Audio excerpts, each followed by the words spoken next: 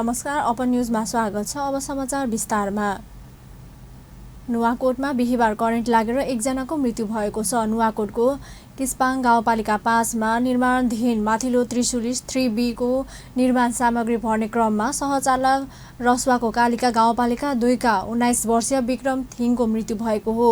उनलाई उपचारका लागि लैजाँदै गर्दा बाटोमै मृत्यु भएको थियो। 8718 नम्बरको टिपरका सहचालक रहेका उनको मृत्यु भएपछि उक्त गाडीका चालक विष्णु बहादुर थिङलाई प्रहरीले नियन्त्रणमा लिएको छ।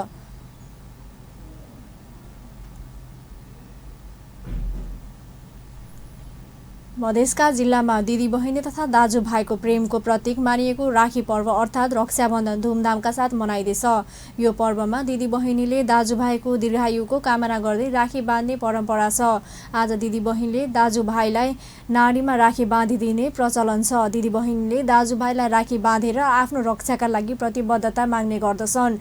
यसबाट दिदी बहिनी र दाजुभाइका बीच स्नेह बढ्ने सामाजिक मान्यता छ। हिन्दूहरूको धार्मिक तथा सांस्कृतिक पर्व राखी श्रावण पूर्णिमाका दिन मनाइन्छ।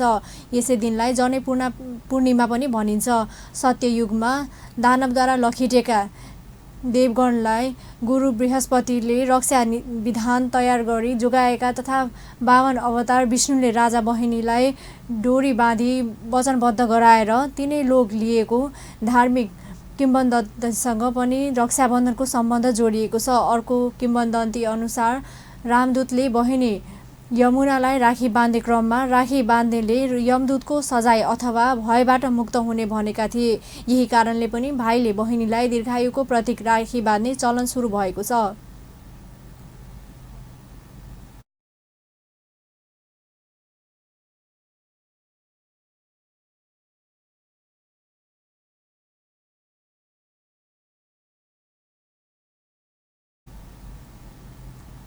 तराई मधेसका जिल्लामा विशेष हर्षोल्लासका साथ राखी पर्व मनाइने भएकाले आज प्रदेश 2 सरकारले सार्वजनिक बिदा दिएको छ।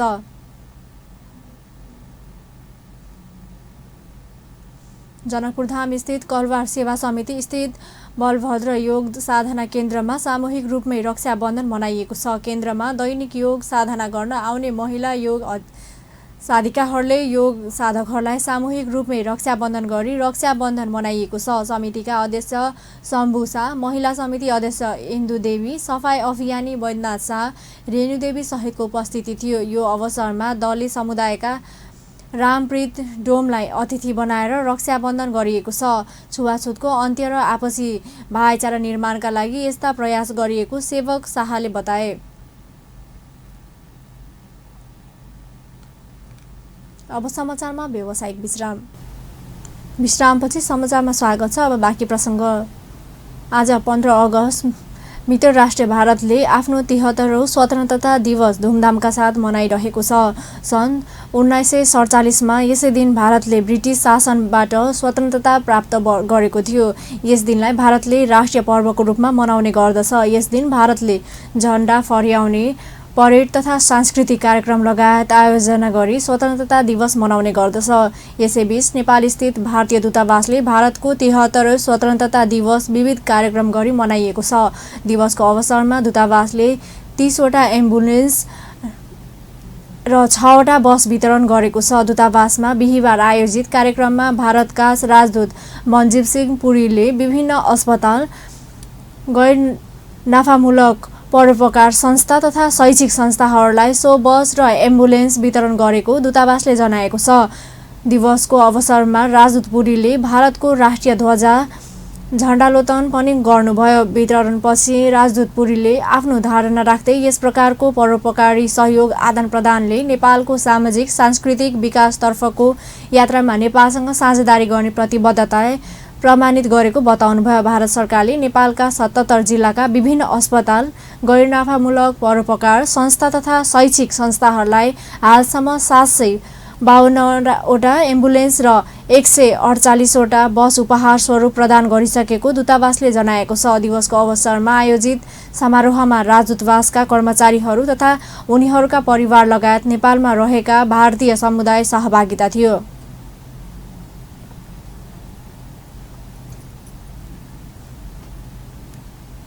भारतका प्रधानमन्त्री नरेन्द्र मोदीले संविधानको धारा 370 हटाउने आफ्नो कदमको बचाउ गरेका छन्। 73औं स्वतन्त्रता दिवसको दिल्लीमा आयोजित विशेष समारोहलाई सम्बोधन गर्दै उनले आफूले हरेक देशवासीले चाहेको काम गरेको बताएका हुन्। 70 वर्षको अवधिमा हरेक सरकारले केही न केही प्रयास गरे पनि राम्रो परिणाम नआएपछि नयाँ सिराबाट आफूले काम गरेको प्रधानमन्त्री मोदीको भनाइ थियो। उनले जम्मू कश्मीर र लद्दाखको नागरिकको सपना पूरा गर्नु आफ्नो दायित्व रहेको पनि उल्लेख गरे। अब भारतका हरेक नागरिक एक देश एक संविधान भन्न सक्ने अवस्था आएको प्रधानमन्त्री मोदीले बताए। सम्बोधनका क्रममा उनले आफूले निकै सुधारका काम गरेको दावी गर्नुभयो। 3 तलाक कानुन, आतंकवादसँग जोडिएको कानुनको संशोधन, किसानलाई ऋण, व्यापारीको लागि पेन्सनलाई उनले उपलब्धिको रूपमा व्याख्या गरे। अंग्रेजको अधीनबाट मुक्त भएको 72 वर्ष पूरा भएको अवसरमा दिल्लीको लालकिल्लामा विशेष समारोह आयोजना गरिएको हो।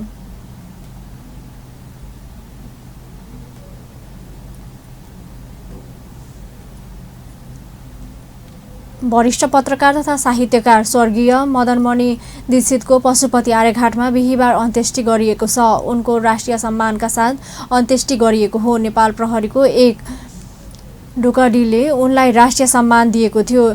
स्वर्गीय दीक्षितलाई उनका छोरा विनोदले दागबत्ती दिएका थिए। नेपाली साहित्य र पूर्वीय दर्शन तथा राजनीतिक परिवर्तनमा विशेष योगदान पुर्याएका दीक्षितको बिहिबार बिहान 97 वर्षको उमेरमा निधन भएको हो। उनीप्रति श्रद्धाञ्जली दिन परराष्ट्र मन्त्रालय, प्रदीप कुमार गेवाली, संस्कृति, पर्यटन तथा नागरिक उड्डयन मन्त्री योगेश कुमार भट्टराई, नेकपाका वरिष्ठ नेता माधव कुमार नेपाल, महासचिव विष्णुप्रसाद पौडेल, नेता वामदेव गौतम, नेपाल प्रज्ञा प्रतिष्ठानका कुलपति गंगाप्रसाद उप्रेती लगायत आर्यघाटमा गएका थिए। यसअघि उनको शव श्रद्धाञ्जलीका लागि उनको निवास कालिका स्थानमा राखिएको थियो।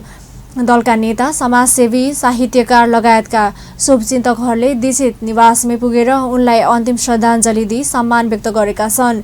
नेपाल पत्रकारिताका र साहित्य तथा राजनीतिक परिवर्तनमा अतुलनीय योगदान दिएका स्वर्गीय दीक्षितका माधवी ग्यास च्याम्बरको मृत्यु, दोप्रति अहिल्या लगायत झण्डै 4 दर्जन कृति छन्। उहाँ मदन पुरस्कार, साझा पुरस्कार, पद्मश्री पुरस्कार लगायत विभिन्न पुरस्कार र सम्मानबाट पनि सम्मानित हुनुभएको थियो। दीक्षितका श्रीमती, 3 छोरा र 1 छोरी छन्। दीक्षितको विक्रम सम्वत 1979 फागुन 6 गते काठमाडौँको गौरीधारामा जन्म भएको थियो।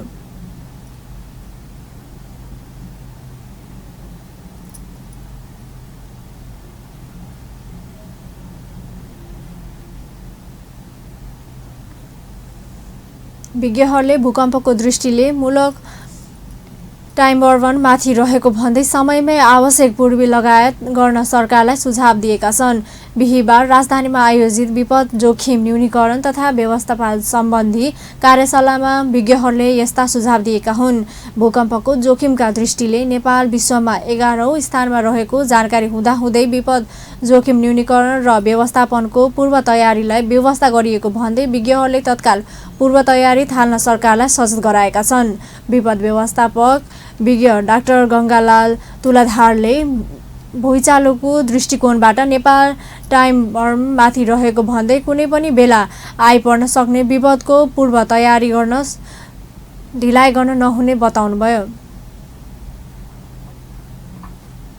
नेपालको बहुमार्गिक बनोटको साथै कोरिडोर सडकका नाममा नदी नाला मिचेर बनाएका संरचना, इन्जिनियरिङ अध्ययन बिनाको सडक निर्माण, अव्यवस्थित र सुरक्षित बस्ती र सहर विस्तार लगायतले बाढी पहिरो जस्तो विपद निम्तने गरेको भन्दै उहाँले सुरक्षित बसोबासको प्रबन्ध मिलाउनेतर्फ सरकार र सम्बन्धित निकायले विशेष ध्यान दिनुपर्ने बताउनुभयो।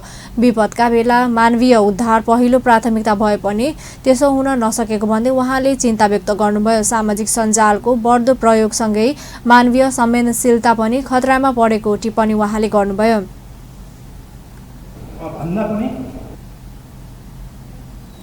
त्यस पछाडि मात्र राहत हो। हामी चाहिँ के गर्छौँ भन्दा खोज उद्धारको यो महत्त्वपूर्ण जिम्मेवारी भन्दा राहत लिएर जान कोसिस गर्छौँ र राहत पनि के त भन्दा एउटै प्रकृतिको राहत पुग्ने।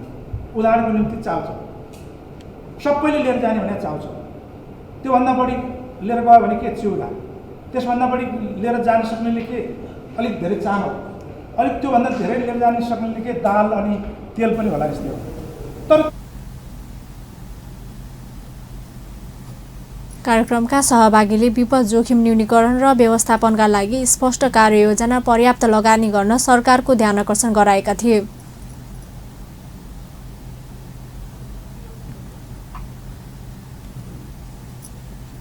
ड्युटीमा रहेका प्रहरी जवानलाई कुटपिट गरेको आरोपमा समाजवादी पार्टीका नेता उमेश यादव पक्राउ परेका छन्। मादक पदार्थ सेवन गरी ड्युटीमा रहेका प्रहरीमाथि कुटपिट गरेको आरोपमा उनी पक्राउ परेका हुन्। उनी स्थानीय तहको निर्वाचनमा विराटनगर महानगरपालिकाको मेयरको उम्मेद्वार थिए। मंगलबार राति विराटनगर रोडसेस चोकमा ड्युटीमा रहेका प्रहरी जवान श्याम कुमार चौधरीमाथि कुटपिट गरेको आरोपमा पक्राउ परेको यादवमाथि अभद्र व्यवहार मुद्दामा अनुसन्धानका लागि 7 दिनको म्याद थप गरिएको जिल्ला प्रहरी कार्यालय मोरङका डीएसपी राजकुमार ख्युजीले जानकारी दिए। ड्युटीमा रहेका प्रहरीमाथि कुटपिट भएपछि प्रहरले पछाडि बसेका यादव र मोटरसाइकल चालकलाई पनि पक्राउ गरेको थियो। मोटरसाइकल चालक बुधबार बिहान छुटेका छन्। यादव स्थानीय तहको चुनावमा संघीय समाजवादी फोरम र तत्कालीन माओवादी गठबन्धन सम्बन्धमा मेयर उम्मेदवारी दिएका थिए। उनी तत्कालीन संघीय समाजवादी फोरमको मोरङ जिल्लाको पूर्व अध्यक्ष पनि हुन्। हस् त अपन न्युज अहिलेलाई यति नै। पल पल खबर तेज नजर हेर्दै रहनुहोला अपन टेलिभिजन। नमस्कार।